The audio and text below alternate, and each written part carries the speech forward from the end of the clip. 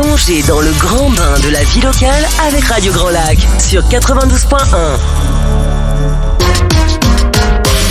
Cette émission vous est présentée par le groupe RDIMO Aix-les-Bains.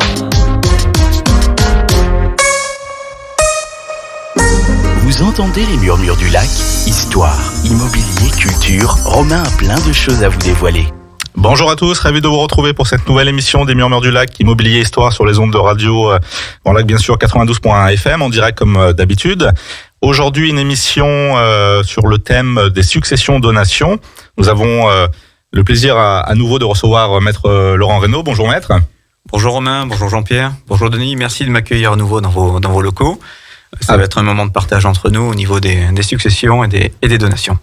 Top. Et puis comme vous le signalez, donc Denis Bollucet qui nous a fait le plaisir de nous rejoindre aujourd'hui. Denis, c'est un ami et mon associé sur la structure groupe RDIMO qui est là pour participer à un événement que je tiens à signaler en l'inauguration de notre agence sur Chambéry qui vient d'ouvrir. Donc merci Denis pour ta présence également. Merci Romain, merci à vous tous.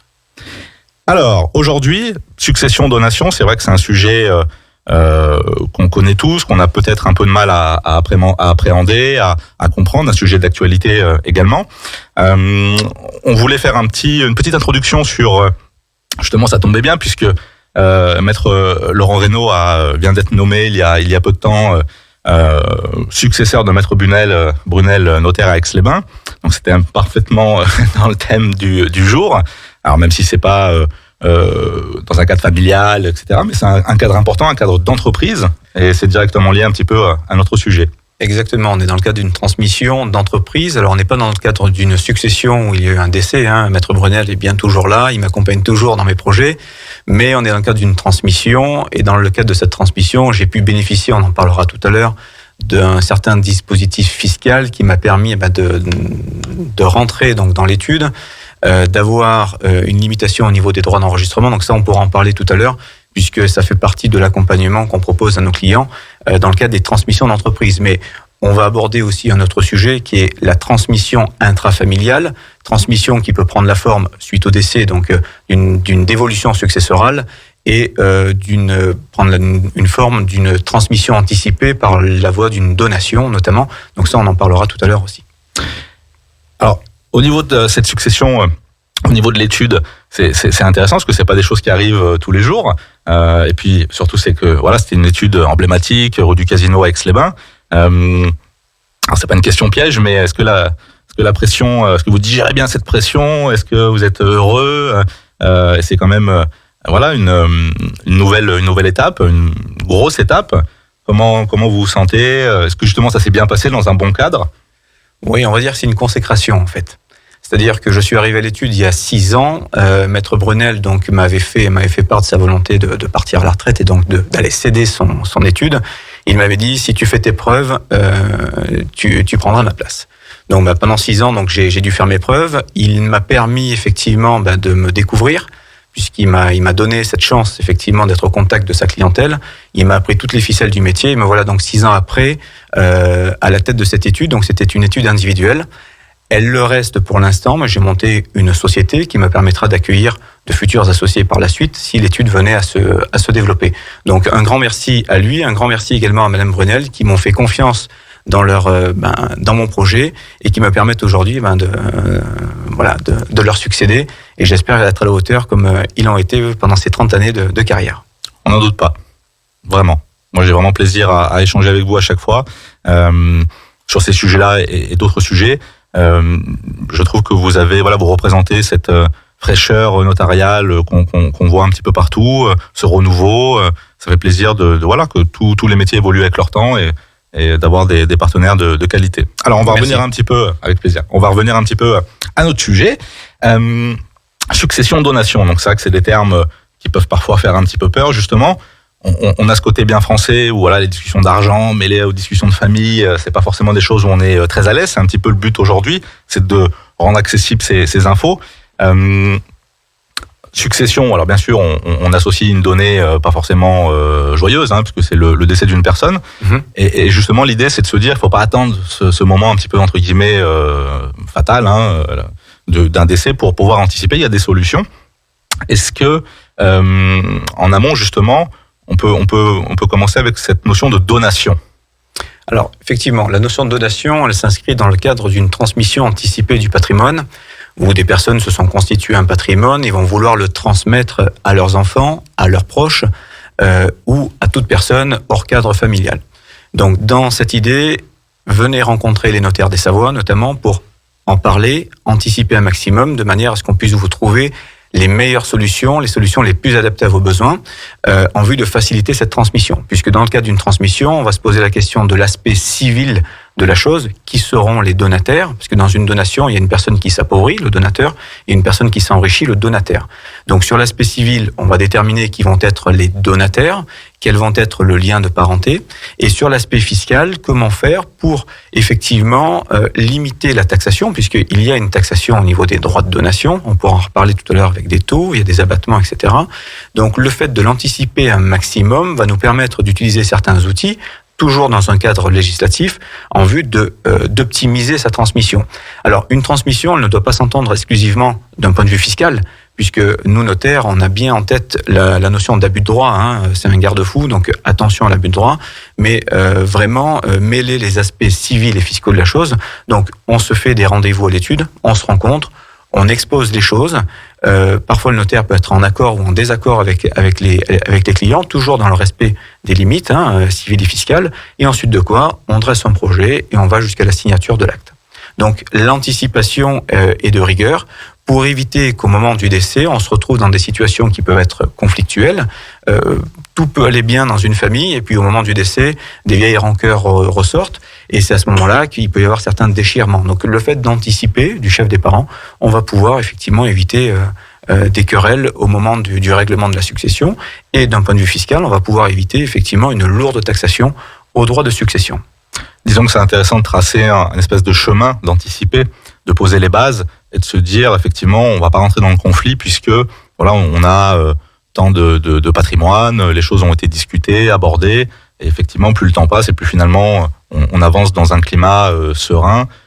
Effectivement, on sait que ces discussions, dès qu'on parle un peu gros sous ou intérêt personnel, de se dire bah tiens moi la maison je voudrais bien la récupérer à titre perso, bah non moi je voudrais la vendre, ça peut avoir des conflits aussi d'attente tout simplement. Et s'ils sont pas discutés en amont, peuvent amener à des situations de blocage qui auraient pu largement être anticipées si on avait justement fait l'effort de s'y intéresser un petit peu. Et je pense que ça, c'est vraiment un point important, c'est de pas associer succession-donation à du négatif, à un décès ou à des règlements de compte. Justement, ça fait partie de la vie et d'anticiper ça, c'est important. Surtout, il y a un point qui est important dans le fait d'anticiper. Il me semble, maître, vous nous confirmerez. Je pense que c'est aussi le fait, si on anticipe, on a un vrai intérêt au niveau des années, c'est-à-dire que on sait qu'on a le droit de donner à chacun de ses enfants un certain montant que vous confirmerez. Donc on n'a pas besoin d'être âgé pour commencer en fait à donner à ses enfants sans que ce soit déraisonnable. Et effectivement, donc ça c'est d'un point de vue fiscal. On a aujourd'hui, donc dans le cadre du règlement d'une succession, l'application ou d'une donation, l'application d'un abattement qui va s'appliquer donc entre parents et enfants, entre donateurs et neveux ou nièces, entre oncles et tantes et petits-neveux et nièces, etc. Donc là-dessus, on a un abattement qui s'applique, qui est déterminé par la loi fiscale, et après, cet abattement va se recharger. Aujourd'hui, le délai de recharge est de 15 ans. C'est-à-dire que lorsqu'on transmet et qu'on a utilisé l'intégralité des abattements disponibles, eh bien cet abattement va se recharger dans 15 ans. Alors là, on est au tournant puisqu'on est entre deux tours. Au niveau des élections, c'est des sujets qui sont cuisants en ce moment entre les candidats. Alors je ne vais pas rentrer dans le détail de ce que propose le candidat Macron ou le candidat Le Pen, mais toujours est-il que ça fait partie de la loi fiscale.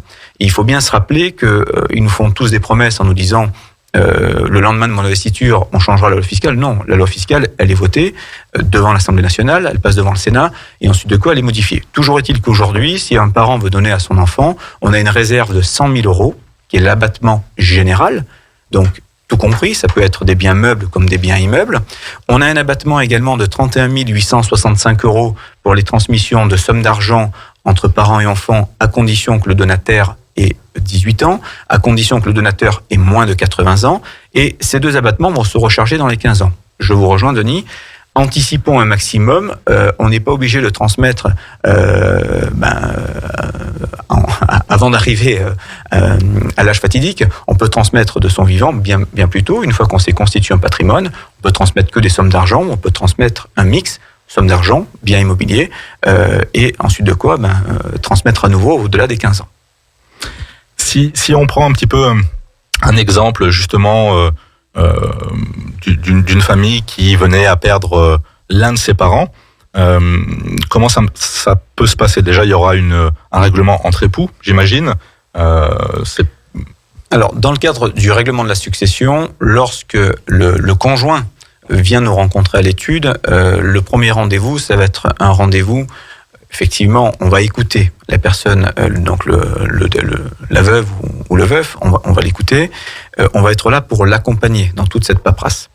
Cet accompagnement, donc, on va lui expliquer un petit peu les actes dans le cadre dans lequel il va s'inscrire, les actes relatifs au règlement de la succession, et ça va nous permettre à ce moment-là de faire un audit de sa situation. Pas forcément patrimoniale, il y a sa situation également matrimoniale. Donc là, si on parle d'un conjoint, effectivement, on va lui demander sous quel régime il était marié. Est-ce qu'il était pacsé? Est-ce qu'il était concubin?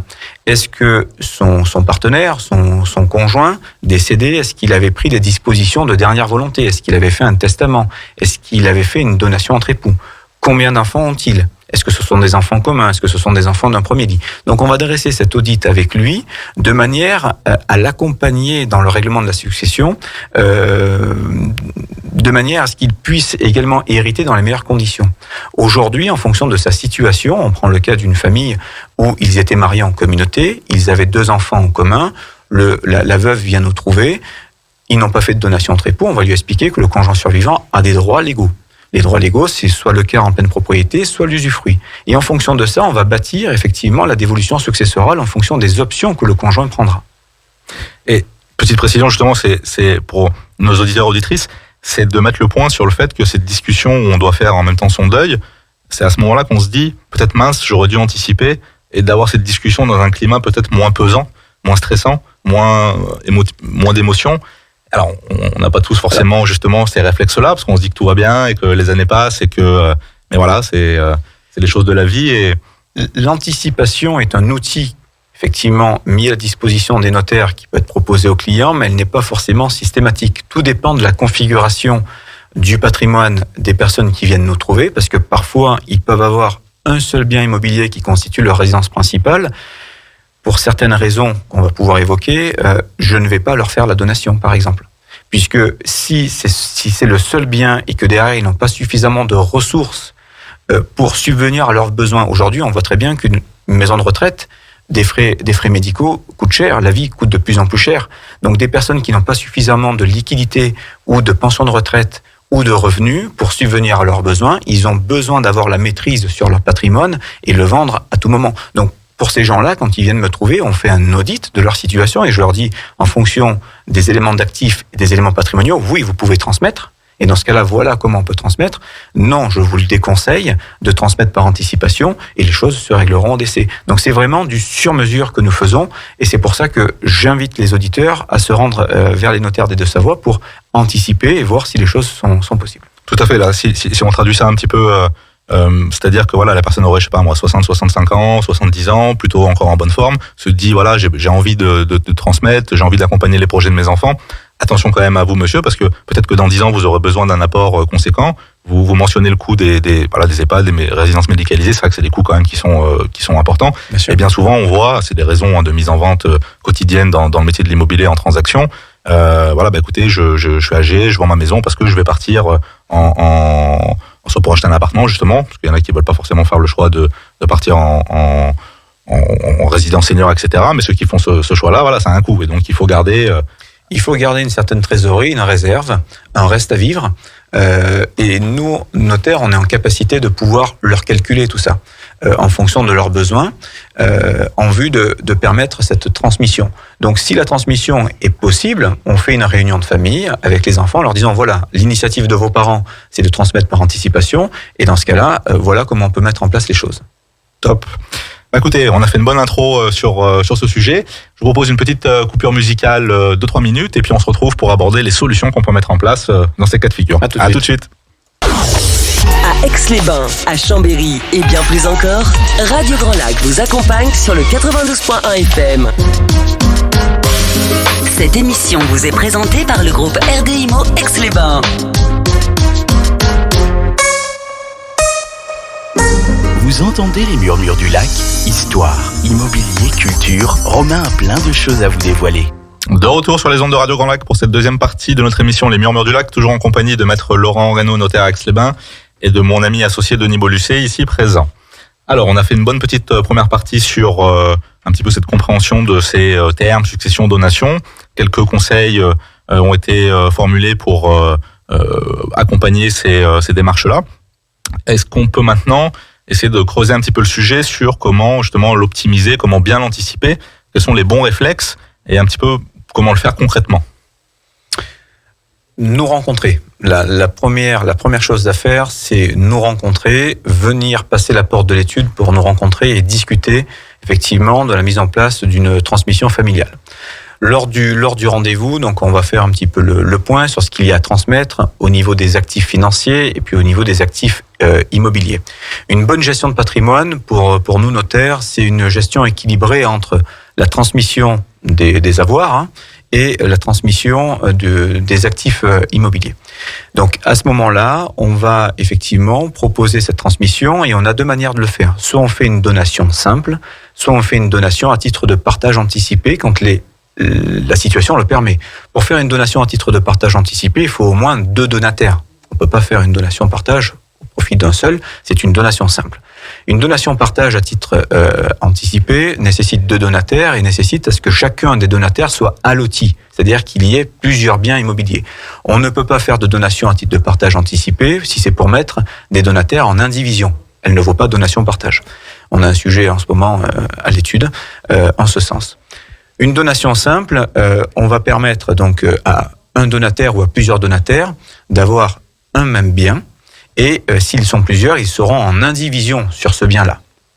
Si on donne à un seul et pas à l'autre enfant, par exemple, on peut faire une donation simple et elle peut prendre la forme d'une donation en avance sur la part d'héritage ou une donation hors part successorale.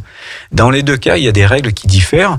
Si je prends le cas de la donation en avance sur la part d'héritage, attention, cette donation va devoir être rapportée, du moins la valeur du bien dans lequel il se retrouve au moment où le décès survient, d'après l'état dans lequel il était au moment de la donation, devra être rapportée à la succession. Alors, si un a reçu et l'autre n'a pas reçu, il faudra bien penser à ce que cette valeur soit réévaluée au moment du rapport successoral, puisqu'il faut placer les héritiers sur un pied d'égalité. Le rapport sert à former l'égalité entre les héritiers. Donc, ce qui veut dire qu'on peut pas dire voilà, j'ai 2 enfants, tiens, toi je vais te donner, toi je te donne pas. Non, c'est pas aussi simple. On ne peut pas déshériter ses enfants, on ne peut pas. C'est le principe de la réserve. Par contre, on peut avantager un enfant par rapport à un autre. Un couple qui a 2 enfants, on a une réserve d'1 tiers pour chacun des enfants et on appelle ça une quotité disponible d'1 tiers. Donc il y a très bien un enfant qui peut avoir 1 tiers plus 1 tiers, c'est-à-dire 2 tiers du patrimoine et l'autre 1 tiers. On ne sera pas dans le cadre, on ne sera pas hors cadre légal, on sera dans la limite du possible. Par contre, il faut bien avoir l'esprit du rapport ou pas successoral. Alors moi j'invite effectivement quand on a des transmissions anticipées, quand on a des biens immobiliers, à bien penser à faire des avis de valeur. C'est-à-dire se renseigner auprès d'un agent immobilier pour faire estimer sa maison. Ça permettra d'avoir une valeur juste, une valeur vénale au moment où la donation sera faite, qui permettra effectivement d'éviter un redressement fiscal, qui permettra d'éviter une requalification en donation indirecte ou en donation déguisée, quand on a des valeurs qui sont sous-estimées, et surtout qui permettra d'éviter, en cas de revente plus tard par le donataire, une taxation lourde aux plus-values immobilières des particuliers. Je rappelle le taux qui est de 36,2%. Donc, quand les clients viennent nous voir, nous notaires, on leur dit pensez à prendre attache auprès de votre agent immobilier, j'en connais un pas très loin, qui pourra nous faire un bon avis de valeur, de manière à asseoir cette valeur en vue d'une transmission. Ce qui veut dire aussi également, par exemple, c'est qu'on peut pas faire, voilà, c'est pas aussi facile de dire, voilà, ma maison, je vous l'évalue 200 000 et puis 3 ans après, on va la revendre 600. Non, ça, voilà, à un moment donné, on va avoir un problème. Là, on va avoir un petit problème. On va avoir un problème civil et un problème fiscal et le notaire risque d'avoir un problème également. L'agent immobilier aussi. Donc, c'est vrai qu'on est, voilà. C'est une donnée sensible pour nous aussi. On connaît les attentes de chacun. Bien sûr qu'il y a des frais, des taxes qu'on va peut-être aborder là dans un instant. L'idée n'est pas de sous-estimer ni de surestimer, c'est d'arriver à donner un chiffre juste et qui reflète la réalité du marché à un moment donné. En fait, c'est pas un cadeau de sous-estimer. On pense qu'on va payer un peu moins de frais, on va payer un peu moins de droits. Alors, je rappelle aux auditeurs qu'il y a les frais de l'acte et les droits. Hein. Les frais, c'est la part notaire, et les droits, c'est la part fiscalité, droit d'enregistrement. Effectivement, on paierait un peu moins cher au niveau des frais, au niveau des droits, mais derrière, c'est bien des ennuis. Un redressement fiscal, il peut y avoir des pénalités de retard, il y a l'impôt sur la plus-value. Donc, je préfère que mes clients ils payent le juste prix et que derrière, ils ne reviennent pas me voir 5-10 ans après en me disant si vous m'aviez dit, non, on fait tout de suite à la bonne valeur et ensuite de quoi on évite la taxation à l'impôt sur la plus-value. Quand elle est indéniable, cette taxation, parce que le bien a pris de la valeur naturellement, il paye l'impôt, mais quand ça avait été sous-estimé et qu'ils revendent à la valeur vénale 10 ans après, ils se font matraquer. Et puis, on peut rappeler également que toutes ces impôts, ces taxes, sujet aussi délicat, sujet de l'actualité. On a toujours, on peut se dire mince, la maison, mes parents l'ont payé, ont travaillé toute leur vie pour, je vais devoir repasser la main au portefeuille, mais quelque part c'est un modèle profond, modèle français de redistribution, et il faut pas forcément non plus voir ça comme un impôt injuste. Merci pour effectivement cette approche, puisque c'est ce que nous vivons au quotidien, nous notaires. Effectivement, on a deux camps qui s'affrontent. On a les clients qui nous disent effectivement, c'est le fruit d'un travail de toute une vie. Mes parents ont travaillé toute une vie, se sont constitués un patrimoine. Donc là, on est dans le cadre de la transmission après décès, pour bien recentrer. Ils ont travaillé toute une vie. On ne comprend pas pourquoi il faut encore payer des droits de succession. Ça, c'est le premier camp. Le deuxième camp, c'est de dire tout le monde n'est pas forcément égaux, et dans ce cas-là, il faut redistribuer un petit peu les richesses, et ça permet effectivement à des personnes qui n'ont pas cette chance d'avoir un peu plus. Bon, les deux camps s'affrontent. Je ne vais pas prendre position au niveau des deux camps. En tout cas, on a une loi, et surtout ce qu'on a, c'est qu'on a une progressivité de l'impôt. C'est-à-dire que nos politiques, les anciens politiques, ont pris en compte un petit peu toutes ces données pour apporter une progressivité de l'impôt. Si je prends notamment des transmissions, si je prends le taux des droits de succession en ligne directe, on a des tranches d'impôt qui vont de 5 à 45%, au-delà de l'application de l'abattement, ce que je vous ai évoqué tout à l'heure, donc de 5 à 45%. Généralement, on se situe, pour les successions qu'on règle à l'étude, dans les tranches entre 20 et 30%. Donc les tranches entre 20 et 30%, c'est des patrimoines qui sont compris entre 15 932 € et 552 000 pour la tranche à 20, et de 550 000 à 900 000 pour la tranche à 30%. Donc, on se rend compte qu'il y a une progressivité de l'impôt et il y a une redistribution. Par contre, nous, ce qu'on va pouvoir apporter à nos clients, c'est comment permettre une transmission en limitant cette imposition. On va leur parler de démembrement de propriété. On va leur parler également d'assurance vie. On va leur parler de transmission d'entreprise. On va leur parler de transmission d'exploitation agricole. On va leur parler de part de GFA, etc.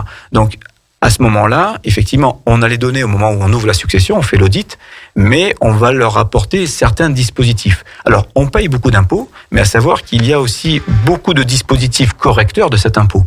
Il y a à peu près 75% de successions qui ne sont pas assujettis aux droits de succession. Donc, il y en a 25% qui sont assujettis. Pensez à aller voir votre notaire pour anticiper, c'est ce qu'on disait tout à l'heure, de manière à apporter tous ces correctifs et tous ces palliatifs. Il y a encore quelques niches, utilisons-les un maximum dans le cadre du respect des règles légales. Donc c'est plutôt intéressant comme chiffre, puisque donc une succession sur 4 engendre des frais. Donc la grosse majorité sont, pour des raisons de montant ou de montage, échappent, je sais pas si c'est le bon mot, mais disons, sont bien préparés. Exactement. Je prends le cas d'une personne qui n'a pas forcément de biens immobiliers, elle a des comptes bancaires. Quand on transmet en ligne directe à ses enfants, à savoir qu'on a l'obligation de déposer une déclaration fiscale dans les 6 mois, à condition que l'actif brut successoral dépasse 50 000 €. C'est pas tout le monde qui n'a 50 000 € sur les comptes bancaires. Donc, à ce moment-là, on n'a pas besoin de faire de déclaration fiscale. Pour tout le reste, si ça dépasse 50 000 €, il y a les réserves, les abattements, les 100 000 €, alors qui ont été baissés parce qu'on était à 159 325 sous Sarkozy, je crois que c'est passé à 100 000 sous Hollande, bon bref, mais ça fait quand même un réservoir de 100 000 €. On a l'abattement des sommes d'argent de 31 000, anticipons un maximum, comme le disait tout à l'heure Denis, rechargeons cet abattement, faisons en sorte que cet abattement se recharge pour limiter, autant faire se peut, la taxation en droit de succession. Très bien. Si le conseil maître finalement sera d'aller vous rencontrer, d'aller prendre les informations, d'aller faire justement cet audit de la situation. Ce qui est intéressant aussi, je crois que Denis a fait la réflexion tout à l'heure sur le côté gratuit de la chose. Oui, et puis surtout, je pense que maître, non seulement c'est gratuit, mais c'est vrai que on pense tous aller voir son notaire, c'est quelque chose de sérieux, c'est presque quelque chose de grave. Alors qu'il y a rien de grave, hein. D'ailleurs vous avez l'air parfaitement sympathique, donc je pense qu'au contraire c'est non seulement c'est gratuit, mais en même temps ça vous permet de réfléchir vraiment à ce que vous voulez faire.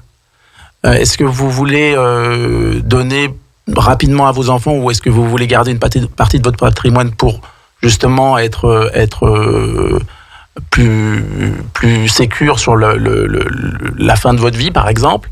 Et ça, je pense que le professionnel va pouvoir vous aider vraiment à réfléchir déjà à votre situation.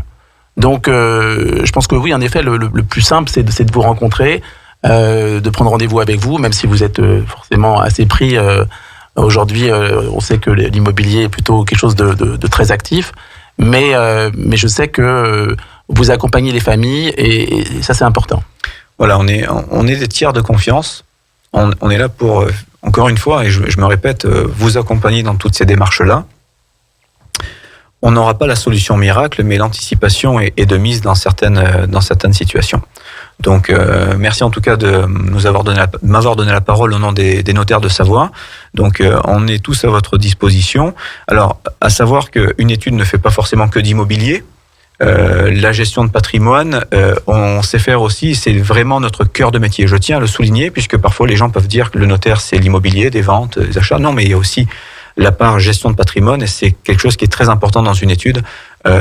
On sait faire, on a les outils. Après, on vous oriente vers un généalogiste, on vous oriente vers un agent immobilier, on vous oriente vers un banquier, on vous oriente vers un comptable. On n'est pas là pour marcher sur les plates-bandes de tout le monde, mais on est là pour vous accompagner et mettre tout le monde autour de la table pour mieux vous servir. Merci beaucoup en tout cas pour cette présentation. À nouveau, félicitations pour votre nomination. Merci. Merci d'avoir pris le temps. Effectivement, comme le disait Denis, les agendas des notaires, on le sait, sont assez bouqués en ce moment. C'est une bonne chose, je pense, pour la région. Voilà, le marché est dynamique, toujours aussi tendu, donc c'est vrai que c'est pas toujours facile de pouvoir trouver sa maison ou son appartement. Donc notre soutien à tous ceux qui sont en recherche, en tout cas en ce moment. Merci beaucoup. À très bientôt sur les ondes de Radio Grand Lac. Merci Denis. Merci Romain. Et à tous nos auditeurs, Romain. auditrices, une très belle journée. Le soleil est de retour sur Aix, donc profitez bien. À bientôt. Au revoir. À bientôt. Au revoir. 24h sur 24, 7 jours sur 7, vous écoutez Radio Grand Lac sur le 92.1 FM.